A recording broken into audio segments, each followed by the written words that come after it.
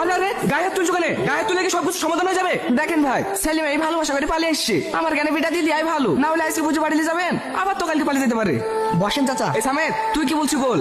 আমি আবার কি বলবো? মেলি চলে এসে বি করবে। এই সোহেল, জামালানা ডেকে আয়। বৌমা, তোমার আপা বেশি বাইরে আসো।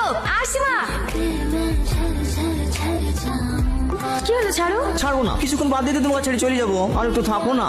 আমি তো তোমাকে বিদেশ যেতে বারণই করছি, তুমি আমার কথা শুনছো নাকি? কি করবো বলো, আমরা ছেলে, আমাদেরকে নিয়ে বাপ মাই অনেক স্বপ্ন দেখে। ছেলে আমার একটা সুন্দর বাড়ি তৈরি করবে, আমার বউয়ের অনেক স্বপ্ন আছে, সেগুলো পূরণ করতে হবে না? কিন্তু আমি কি তোমাকে ছেড়ে থাকতে পারবো নাকি?